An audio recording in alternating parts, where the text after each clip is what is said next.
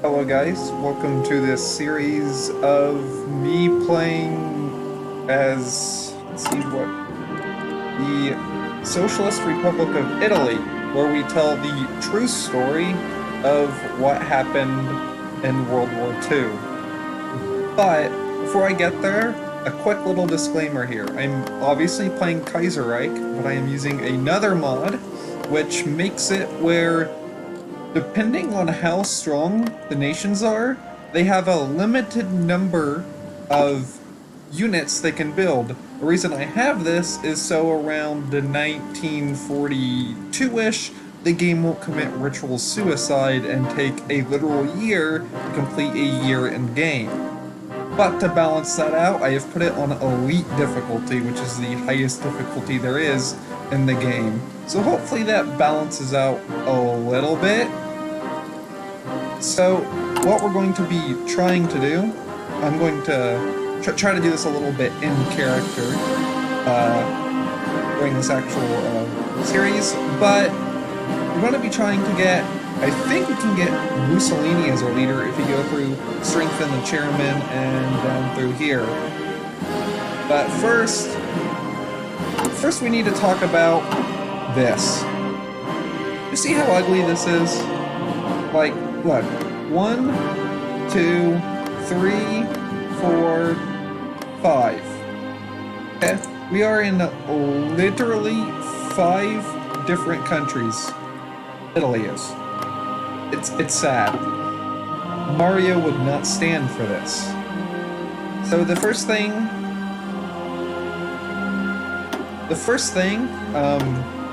Italy's going to try to do is build up its infrastructure here, because in those lies where us and the Germans were allies, can you believe that?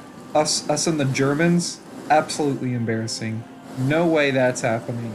But you see here, it's a puppet of the Austrian Empire.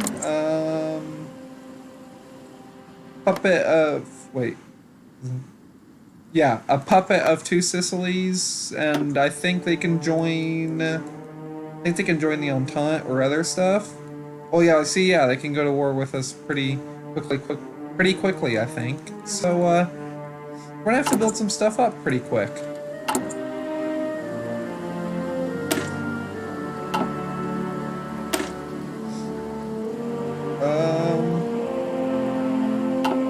Now, I'm not exactly an expert at this game, but I think don't you move as quickly as your slowest unit, right?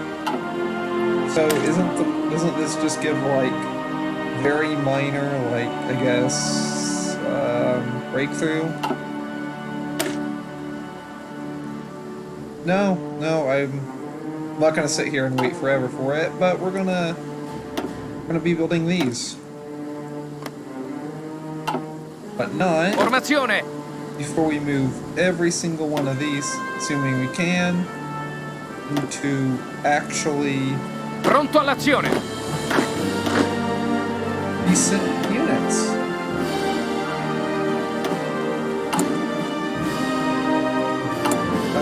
Production. God, what are we using here?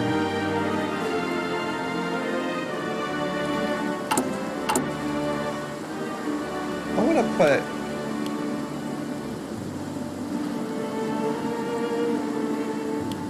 one.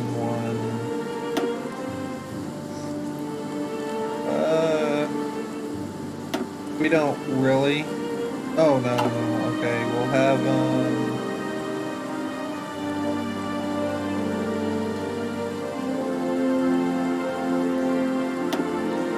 we'll make 3, and then after that, whenever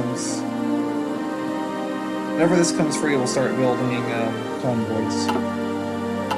Attento! Let's see, who do we want as our leader?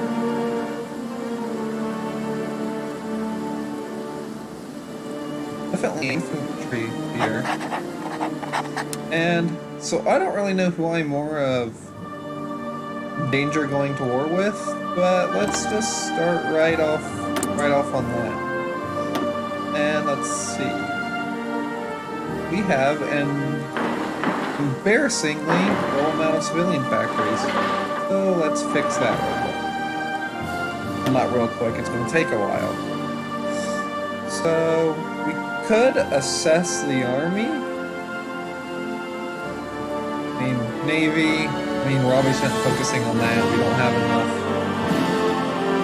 to be built. Air Force, kind of a waste right now. I mean, we can definitely get some useful stuff over here, but I think we need to start off with assess the economy and start. Yeah, we need that. Assess the economy. What's not part of a template? Part of me wants to have this in here because artillery is going to be useful. I want to have them. I don't care that it's not in there.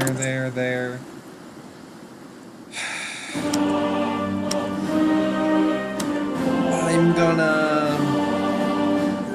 How many dollars? 7,000. We are making 15 a day.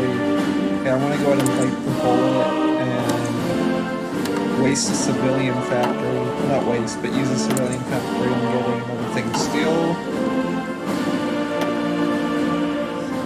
Force of. Oh, okay. This could be bad. Let's see. What are we doing here? 10 to 21. Really not bad. Pronto.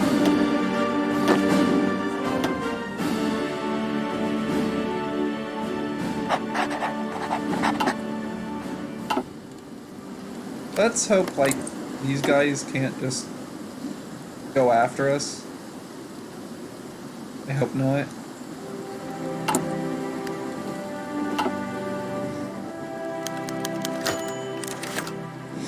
With the defeat of France and the fall of Rome in 1919, the exhausted Italy was left at the mercy of the Austrians, seemingly destined to be reorganized, sorry, I can't read, into her old pre-unification states in an Italian federation. Mere hours after the humiliating announcement of capitulation, enraged nationalists proclaimed a new Republic of Italy in Milan, and that all treaties signed by the House of Savoy were considered null and void. However, not so far away in Torino, the Socialist Republic of Italy was proclaimed just days later. Austria's plan for dividing Italy were quickly torn to pieces. A civil war erupted through the region. The Socialist Republic of Italy gained seemingly unstoppable momentum, broken only by staunch defense of the Po by forces of the Republic of Italy and Austria, ushering in a period of deadlock. Since the ceasefire in 1923, Congresses have come and gone, and a revolutionary fever has spread to every corner of northern Italy. Much has been done to uplift the Italian peasantry from their previous conditions. I lost my spot, but much still remains to be done. However, even as the Italian people work to build socialism at home, the government of the Socialist Republic of Italy must still keep its attention turned as the Third International spreads the fire of international syndicalism around the world, and as some Italian nationalists begin to call for a second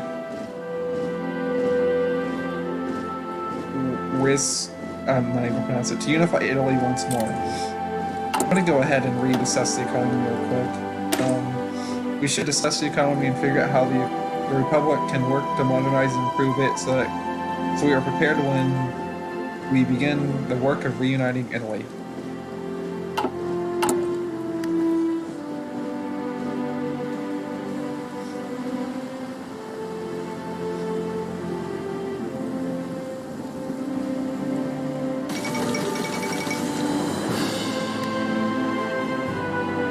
Kerensky has been shot and killed while on his way to the Senate. The assailant was taken down by the police, but the goals and intentions of the attacker are unknown. Despite the massive unpopularity among the Russian people due to botched land reform and ineffective rule, Kerensky was nevertheless able to hold the country together for years, and his death has thrown Russia into chaos. The senators are already discussing a possible replacement to Kerensky. New coalitions are being formed both between the left and the right, while military men like Denikin, Ringel, and Kornilov are one step away from intervening to dissolve democracy and save Mother Russia.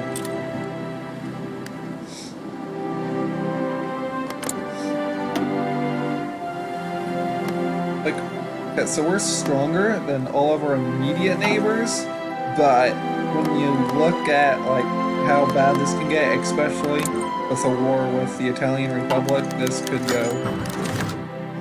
Oswald Mosley of the Union of Britain has invited the chairman of the National Syndicalists, Benito Mussolini, to Birmingham to discuss the common ground between their ideologies. Mussolini has thanked him for the invite and set off in the name of new nationalism. Off you go, Benito. Okay, cool, so we can't get Mussolini. Of course, of course. That's the one thing the history books got right. Mussolini was in fact the leader of Italy. Or at least he will be when this nobody is going. So here we go, the Totalist Charter. This is the ideology we're going to be adopting. Mussolini, Valios, Beria, and other interested parties arrived in Birmingham today to discuss their common ground. It has been agreed that Marxism, Surrealism, and National Syndicalism all share the basic principles of the state's primacy in the socialist struggle, the role of national identity within the state, and the importance of a strong central authority to preserve and build socialism. The Charter also claims the social state is the final state of human development, that democracy is not necessary to achieve socialism. These statements have drawn great criticism from other socialist factions who gave it the name of totalism as a play on totalitarian socialism, which has been eagerly accepted by Mosley, who added it to the manifesto's name, attributing it to their total commitment to socialism.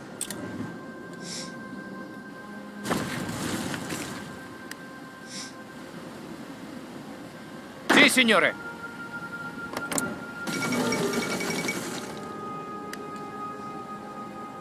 Edward...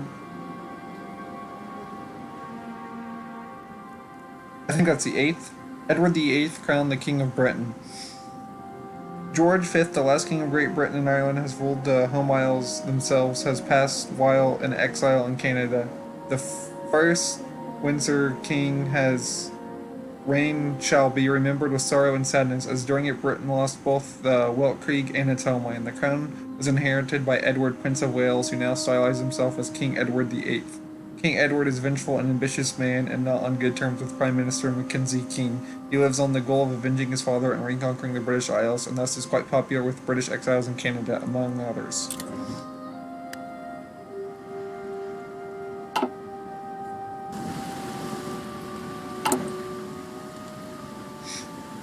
Yeah, this is not good.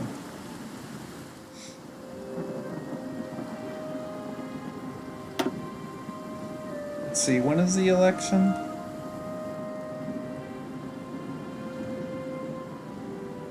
Okay, so April 1st, not too far away.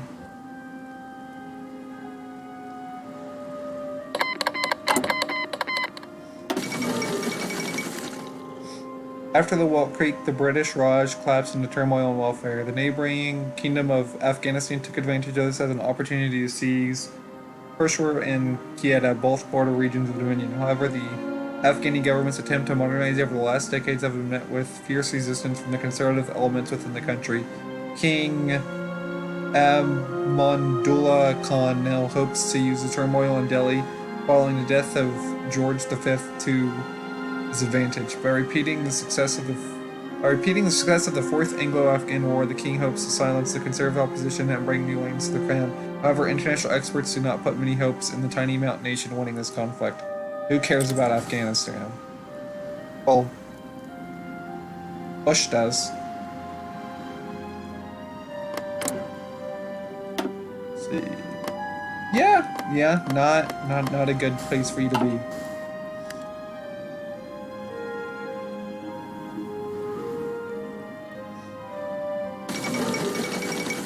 And here it starts, boys. Black Monday. On the 3rd of February 1936, the Berlin Stock Exchange stopped sinking. It plunged. Fueled by the instability of the market panic, selling erupted as soon as the stock market opened on Monday morning. It took well into the night for the color printers to stop spurting out the results of what had been known as Black Monday. The results had been analyzed. It was clear the situation had only gotten worse. The shock of unprecedented economic catastrophe will no doubt be felt over the entire world. The golden age has ended, at least for now. Marx predicted this day.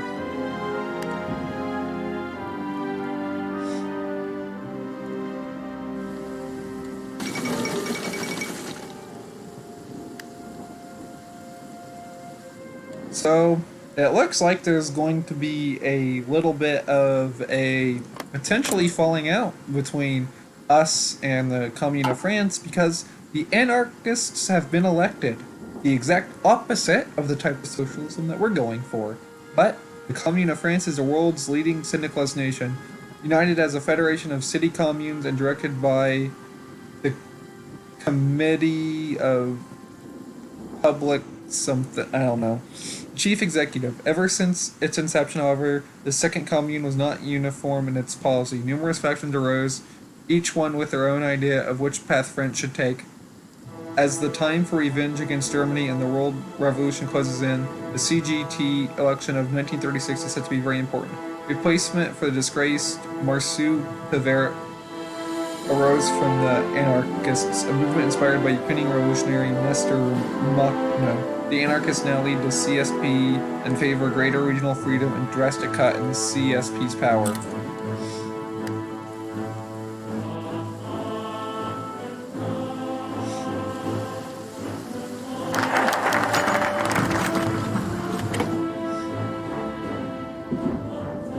The economy of the country has been suffering in recent years. While great progress has been made since the civil war that tore Italy apart, we must consider ways to improve the economy. Two main proposals have been put forth to Congress. The first, favored by the Socialist Party of Italy, would focus on decentralizing our industry by empowering the various communes of the country.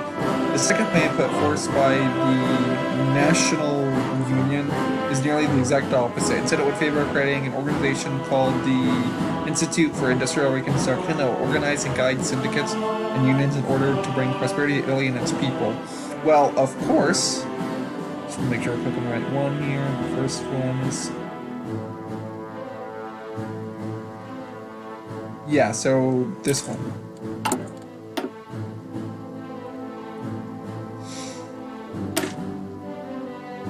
The Institute for Industrial Reconstruction will be an organization that will direct and manage the economy, reconstructing it for the modern age.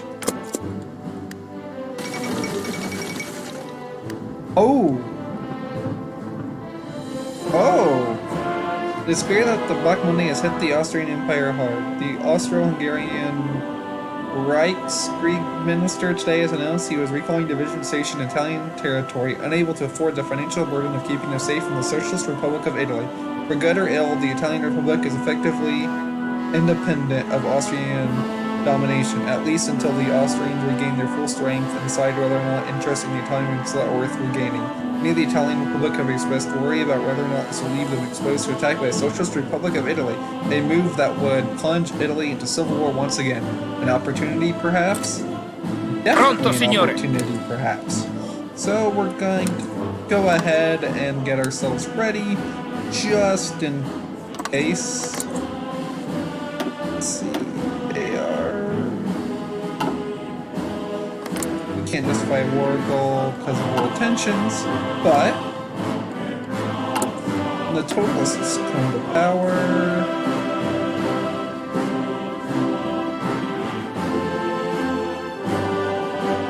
Yeah, I think there is one.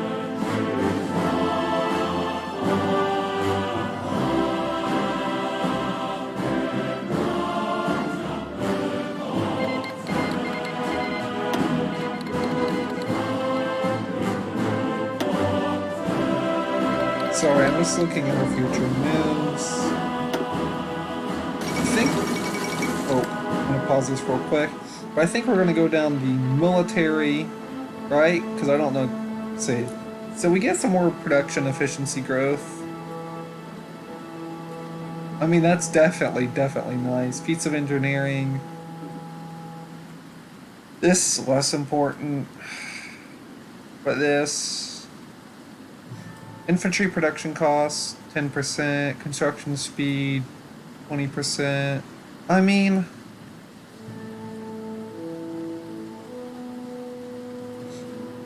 I don't know how good these are. I'm gonna go with them because I feel like it's something that we would do. But anyways, back to this. Marshal Wu Peifu backs and King. Following the death of the marshal's son, I can't pronounce names. I'm sorry.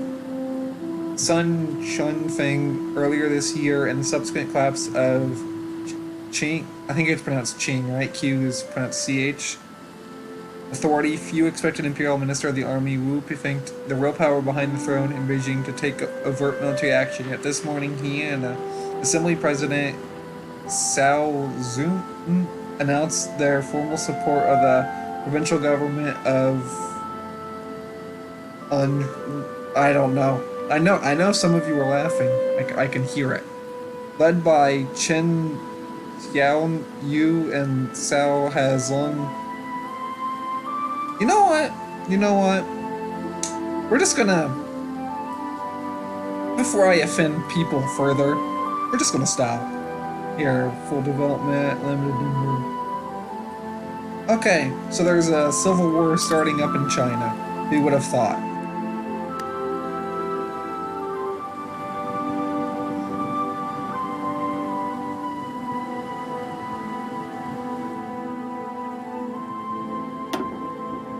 I also think we need to start moving towards here soon.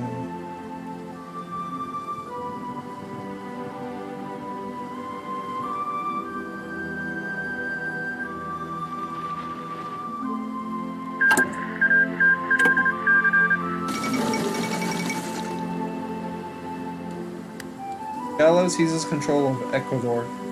Seemingly unwilling to stand by and watch his relatively liberal government under Aori's PLRE risks enfeebling Ecuador, Alberto Enriquez Gallo has launched a successful putsch in Quito, having already dissolved the administration and created a new council of military advisors. The military strongman has quickly begun embarking a quest to purify Ecuador of alleged threats and opponents. Though the nation has recently been viewed positively as a friendly business environment for foreign investors, whether that state of affairs will be preserved by the new regime is unknown. Let's see, Ecuador, what's... Ecuador's here, yeah. Okay, authoritarian.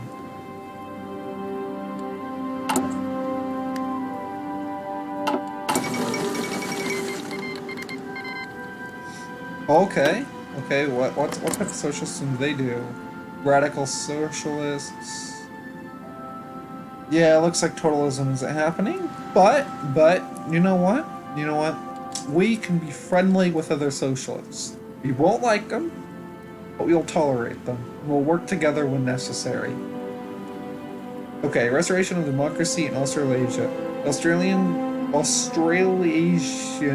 Confederation has been under the authoritarian rule of Governor General William Birdwood since the British invocation of the emergency protocols in 1924, considered by many in the nation to have been heavy-handed response to the Melbourne Common Syndicalist uprising.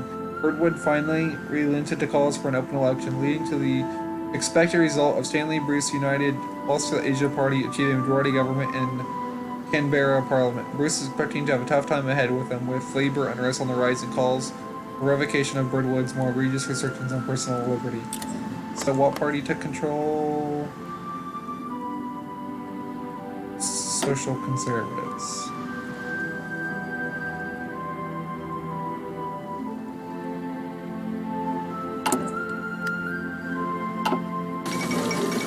The Second Russian Civil War. Just 20 years ago, the last of the weltkrieg, the Russian Empire collapsed, ripped apart by nationalist movements and divided between the whites and the reds. After German intervention, the Republican government defeated the Bolsheviks, but it appears that the Russian revolutionary spirit was not extinguished.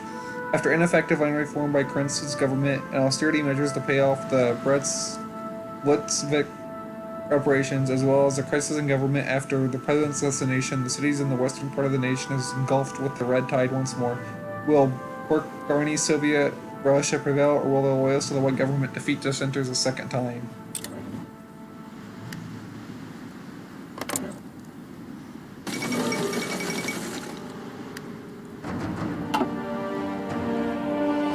Treaty of Budapest? of 1918 officially ended the weltkrieg for Romania. But at what cost? Romania was now dominated by German and Austrian industries. Most of their coastline was annexed by Bulgaria, and the Carpathian Mountains separating Romania from Hungary were put under the firm Austro-Hungarian control. The humiliation of Romania endured, resulting in it evolving into a national populist dictatorship led by conductor Corneliu Codineu. Mayo and his Iron Guard was set out to restore Romania to what they say it should have been a titan in the Balkans. The first major move is large-scale military exercise, seemingly covering the seas, Carpathians, and perhaps lands beyond. Pretty sure this guy, right? Doesn't he, like, in real life get assassinated like 16 years earlier? Pretty sure. Unless I'm confusing him with someone else.